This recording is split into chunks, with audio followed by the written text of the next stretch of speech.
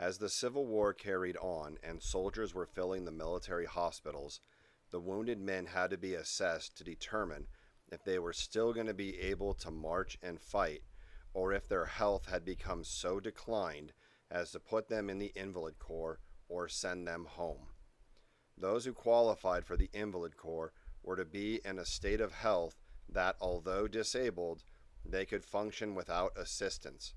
But what happens if the soldier's health fails or leads to death, or if the soldier died from other circumstances while in the Invalid Corps?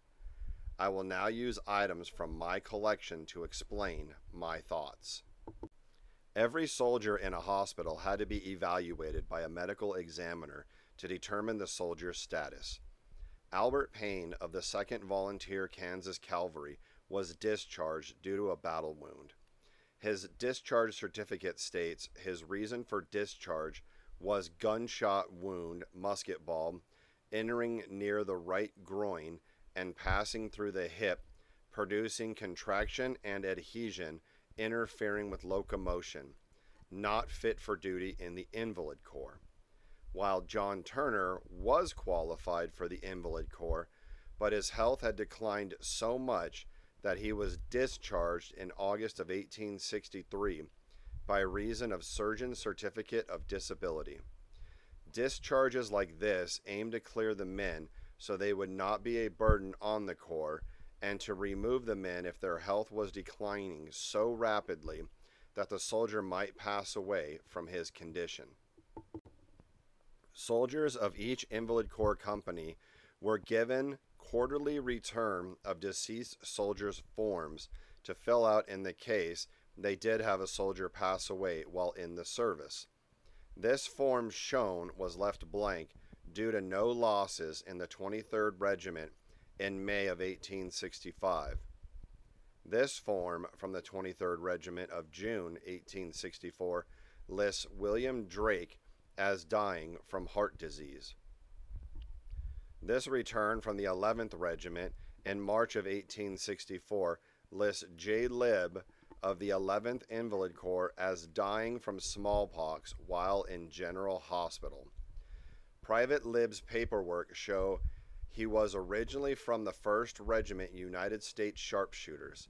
An inventory was made of his effects after he passed in General Hospital, showing he had one cap, one overcoat, one jacket, one pair of trousers, one shirt, one pair of drawers, one pair of shoes, one pair of socks, one blanket, one knapsack, one haversack, and $25.70. A note was added that his money was sent home, but because he passed from smallpox, his effects were burned. My company descriptive book from the 132nd Company 1st Battalion Veteran Reserve Corps had a section titled Register of Deaths.